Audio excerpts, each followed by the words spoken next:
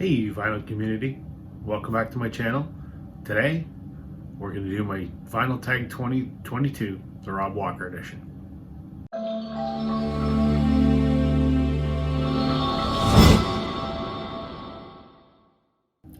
Hi everybody, welcome to Northern Revolutions.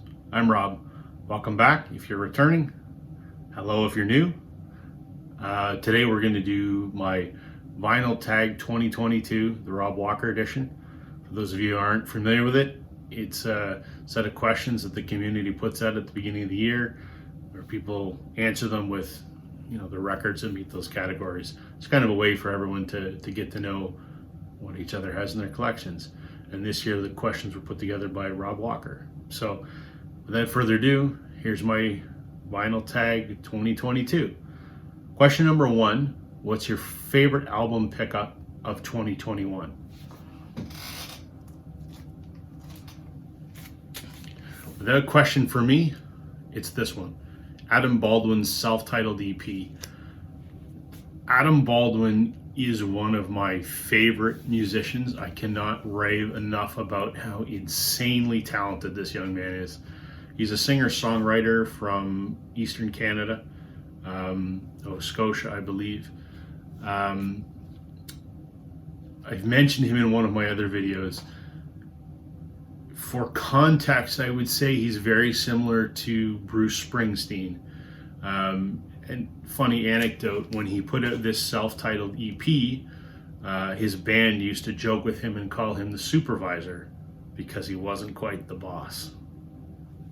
Get it? Anyway, this came out in 2018 on CD, and I just thought it was fantastic. It's only 6 songs. Wonderful sort of working class rock and roll, I guess how you could describe it.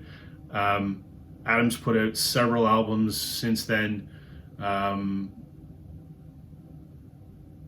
but I was thrilled that this finally came out on vinyl in 2021, and I grabbed it as soon as it was available, and this is an autographed copy. So Adam Baldwin's self-titled EP, my favorite pickup of 2021, without question. Second one, record by the first person or band that you saw live. I had to think about this one because it's been a while. The Guess Who. I love the Guess Who.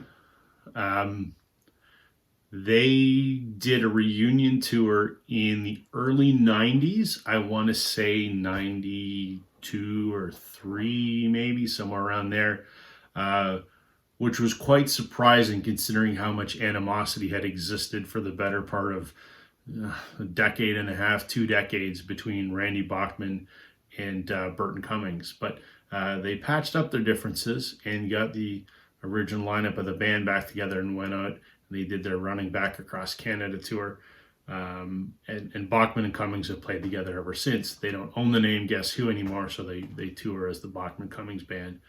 But this was the original Guess Who that I saw back in the day. And so yeah, this is their album American Woman, which is the one most people would probably be familiar with. Number 3, a record by a duo.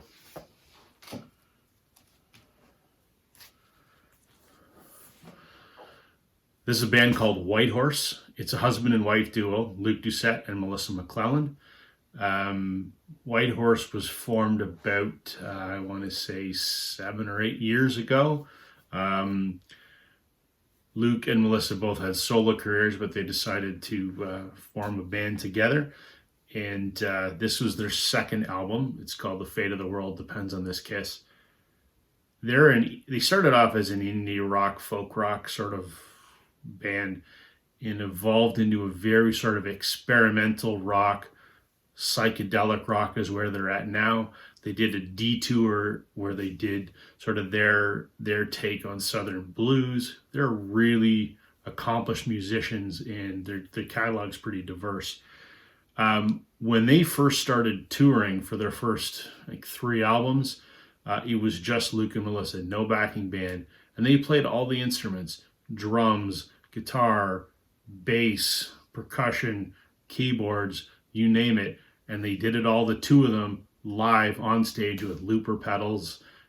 It was a sight to see. Fantastic. I've seen them live many times. At the show that I bought this album at, they had also just put a digital EP out called The Road to Massey Hall, and I got them to sign the download card. So, White Horse, album by a duo. Number 4, a record still in the shrink. I don't have many records in shrink because I open all my records and I play all my records. But I have a couple exceptions to that. So I'm going to show you this one. This is the Bangles, Different Light. This is the one with the 2 hits on it. This has got Manic Monday and Walk Like an Egyptian. I love the Bangles. I have a lot of Bangles stuff. I've got some Bangles autographs and whatever. I only have this still sealed because I have another copy that I play, and I just happened to be crate digging one day, and I saw this still sealed in the original shrink from 1985, and it was like $5. I'm like, yeah, I gotta buy it. So there's one of my very few records that's still in shrink. Number 5, a concept album. I was gonna show Sgt. Pepper, because the Beatles are my favorite, and Sgt. Pepper is sort of the first concept album, maybe. But I didn't, because it's maybe a little too cliche. And there's some debate whether it's considered a concept album. Paul says it is, and John always maintained that it wasn't. So I thought I'd show something different. Green Day's American Idiot. I love this record. Jesus of Suburbia is, what an amazing song. I love it. This whole record is fantastic. It's a rock opera. It was turned into a sort of a rock musical.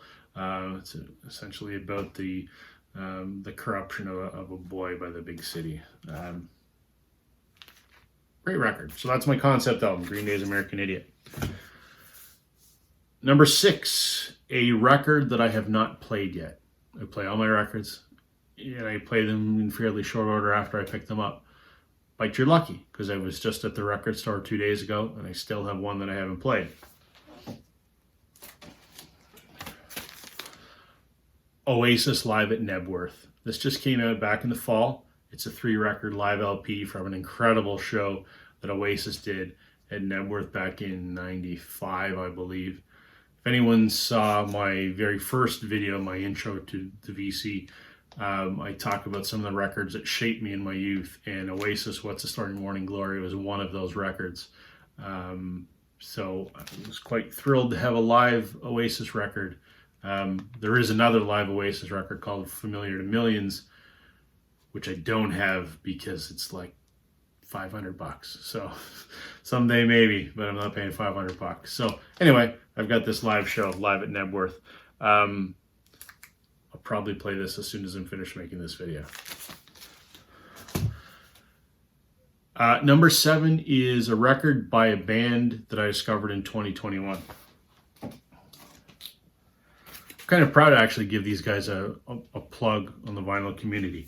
This is a band called Royal Castles. Royal Castles are a local band from the city that I live in Ontario, Canada. This is, I guess, their debut record. How I know about these guys is I'm friends with one of the 3 members of the band, AJ Johnson. He was the drummer of another band called Cuff the Duke that I'm a huge fan of and have seen many times. Royal Castles put this record out back in November, I believe, as a digital release, and then it came out on vinyl just before Christmas. And it is a just fantastic garage rock, power pop record, I guess is how I describe it. It's also a very cool pink vinyl. So I was glad to get this, and the band signed it for me. So Royal Castle, it's called Just the Hits. Wonderful, wonderful record. I'm very happy to have discovered this band. Number 8 is a live album. I was very tempted to show my favorite live album of all time, which is The Last Waltz by the band. But there's one that came out this year that I might love equally as much. And you've never heard of it. Matt Mays with Love from Burnside. Matt Mays is a Canadian rocker from Eastern Canada somewhere. I don't have enough words to tell you how much this guy's music means to me. Matt is a very hard rocking rocker. It's the show that I go to and my ears hurt. Even wearing hearing protection, my ears hurt. But he's amazingly talented. And this was a show that they recorded in Quebec just prior to the pandemic, and they videoed it and everything. And then the pandemic hit, and I think the release got delayed. And then just before Christmas of last year, not this past Christmas, they did a live stream premiere of the concert film, and you could pre-order the record, which I did. It's a triple LP. What I love about it, aside from the fact that it's a live record, and I really love live records, as I said, Matt's electric rock. This is all acoustic. This has a very sort of MTV unplugged feel to it. So it's really nice to get those takes on his catalog that I've been so familiar with as electric numbers. So Matt Mays from Burnside with Love, and it's signed. It's my favorite live album this year. Number 9, a record by an artist from a different continent. I'm in North America. I have a ton of stuff from the UK, so I went a little bit further. Way further. Australia. This is Jets Get Born. When this record came out in 2003, I was living with my roommate at the time, and the two of us were obsessed with this record. I didn't get it on vinyl until this year, and I'm very happy to have it. People will know this album from the two big hits that are on here, which were Are You Gonna Be My Girl and Cold Hard Bitch. But there's so many other great songs in this. This is just a wonderful early 2000s rock album. Love it. Number 10, record with a price sticker. Don't have many price stickers because I don't keep my records in shrink. And thankfully, I don't think I have any records where the price sticker is actually affixed to the jacket. But I do have one I can show you.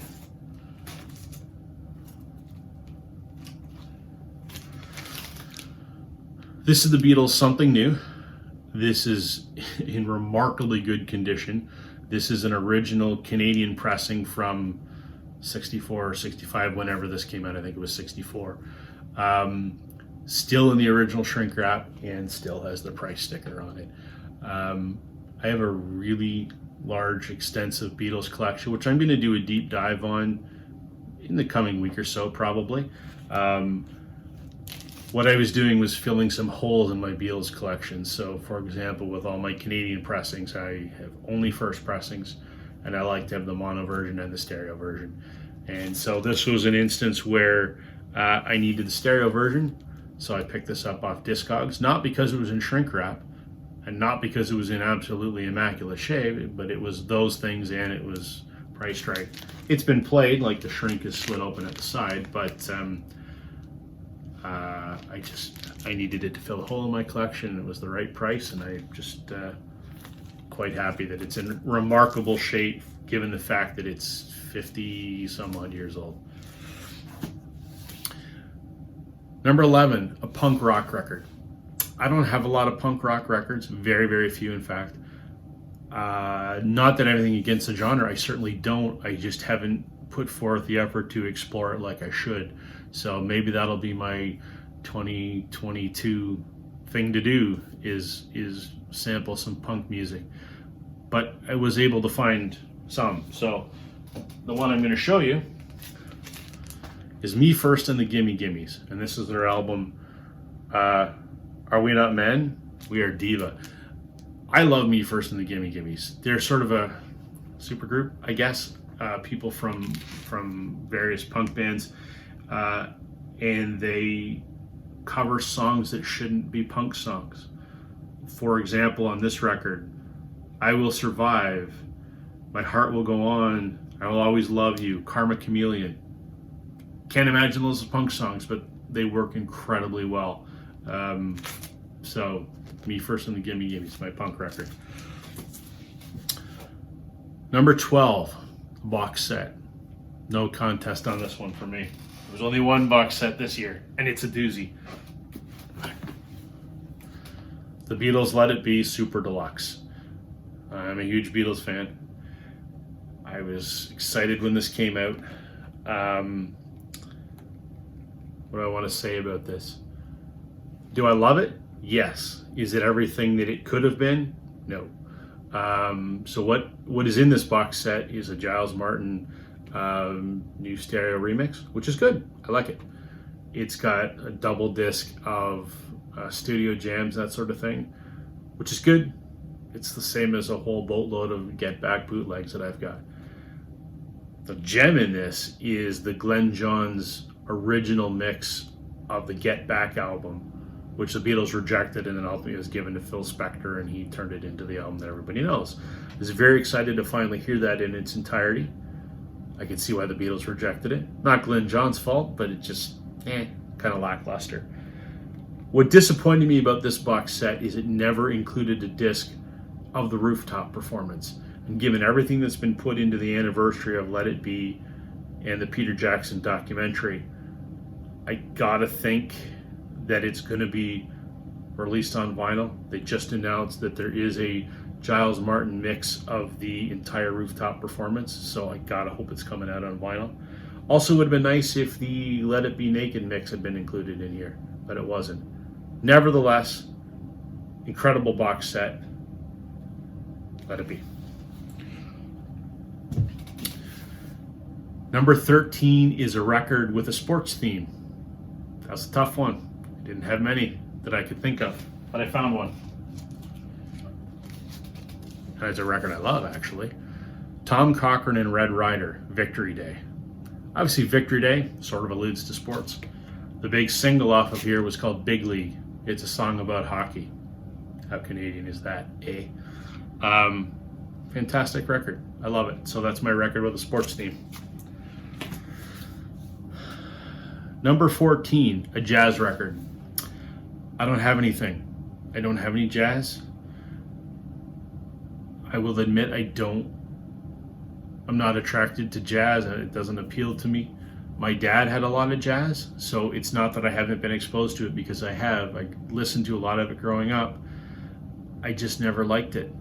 And I don't foresee a time that I'm going to be so inclined to delve into the genre. It just doesn't appeal to me. Are they immensely talented musicians? Of course they are. Just not my cup of tea. So I don't have a jazz record. Number 15, a best of album. I'm going to do this as a two-parter, because you can't have one without the other. And it's U2. It's the best of 1980 to 1990 and the best of 1990 to 2000. I'm a huge U2 fan, which if anyone saw my intro to the VC community, I talk about that. So I have these. The 1990 to 2000 is an original pressing, and these are stupid expensive, hundreds of dollars, which is why this one is the reissue from a couple years ago, because I can't afford an original 1980 to 1990. Am I going to track one down eventually? Sure. I don't really want to pay $300 for it, but someday I'm going to have to get one. So, best of U2. Number 16 is a record with 8 or more people on the cover. Thought again about going with Sgt. Pepper because there's a lot of people on the cover, but I didn't. Instead, Bob Dylan and the band, the Basement Tapes. I love the band, one of my favorites. Again, if you saw my intro to the VC video, I talk about how important the band is to me. So this is a great record of the band and Bob Dylan at the house in Woodstock, New York, around the Big Pink era. doing what they did best. It's a fantastic record. Number 17 is a soundtrack. My wife is obsessed with soundtracks. She has a ton of them. Me, not so much. I don't really see the appeal, but I have a couple. And the one that I'm going to show, for a couple reasons. And it's a soundtrack to the movie Backbeat. Why? Obviously because it's a Beatles movie. And it's a really, really good Beatles movie. If anyone hasn't seen it, it is a movie starring Stephen Dorff. He plays Stuart Sutcliffe. And it's about the Beatles in their time in Hamburg, just immediately sort of pre-fame. And it's really about the relationship between John Lennon and Stuart Sutcliffe, who was the original bass player. It's a wonderful movie. And the soundtrack is amazing. It's essentially a 90s supergroup. I mean, Dave Grohl's on here, Thurston Moore, Greg Dooley. It's a great soundtrack album. So there's my soundtrack. Number 18, VCLT, Vinyl Community Love Train. I don't have any, and that's not because people don't love me. It's because my channel has only been up for less than a week. So the only people I know in the vinyl community, there's a Facebook group called the Lake Ontario Record Collectors, something or other. And where I am in Southern Ontario, a bunch of us communicate that way. So I know people in the vinyl community from that way, but in the YouTube arena, I've been here a week, so no one has sent me anything. Although I did send my very first record out to a fellow community member, but I'll let him talk about that if he chooses that he wants to. Not that he has to, because he certainly doesn't. That wasn't the point. So I don't have any VCLT. Hopefully next year I will. 19, a record with no writing on the cover. This is an interesting one. Again, Matt Mays, who I talked about earlier. This is his record called Dog City, and it has a whole lot of dogs on it. He wrote this record during the middle of the pandemic in Canada when we were all under lockdown and we were all going a little shack wacky. And he wrote this album about life from a dog's perspective. And in fact, you can see Matt in a cartoon dog on the back here. There's no writing on the front. I love everything that Matt Mace has put out. This has taken me a little bit longer to warm up to. I'm not quite there yet. But anyway, there's my record with no writing on the front. The next one, number 20, is a 7-inch. I don't have a lot of 7-inch. I mean, I've got a lot of like old 45s from the 60s and that are, you know, beat up all the heck. But I did just pick this up the other day. This is Jim Cuddy, Countrywide Soul. Jim Cuddy's a pretty revered musician up here in Canada. He's the front man for Blue Rodeo, one of my favorite bands. And this is a solo record he did. It's got one of his songs, Countrywide Soul, and then he covers Glenn Campbell's Rhinestone Cowboy. And in fact, that's a fairly good analogy. Jim Cuddy would maybe be Canada's Glenn Campbell. That's a pretty fair analogy. So anyway, this was a record store day release from, 3 or 4 years ago, and I actually just picked it up this week, the same day, from the same record store as that Oasis album I talked about earlier. So yeah, there's my 7-inch. Number 21, colored vinyl. I have a ton of colored vinyl.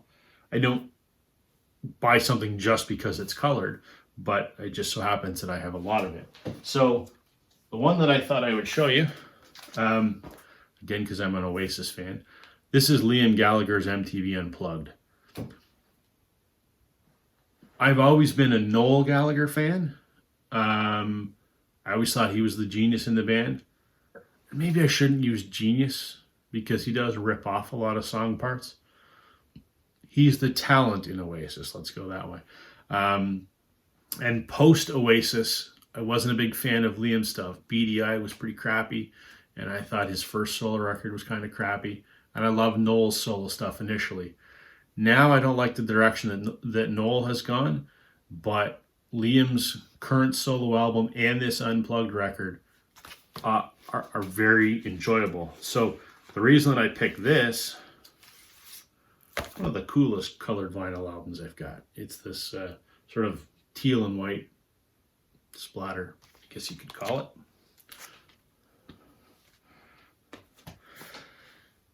And finally, number 22 is my favorite record of 1982. This was a tough one because I have 550 some odd records, and I literally went through everything, and I only have one record that came out in 1982, and it is a steaming pile of crap, but I'm going to share it with you. Aerosmith's Rockin' Hard Place. I love Aerosmith. This album is crap. This is the album that did not feature Joe Perry or Brad Whitford. They had quit the band. I don't know why. They did obviously eventually rejoin. So this is the album with the other guys. And it shows. It's not a good record. In my opinion, I could be wrong, but I think most critics probably agree that's a pretty shitty record. So there you have it, Vinyl Community. There's my Vinyl Tag 2022 Rob Walker edition. I hope you liked it. I hope you found some things in there that you might want to look up. That's all for now. I would ask if you could, give me a like, maybe give me a subscribe, and I will be back very soon with another video. Thanks, everybody. Take care.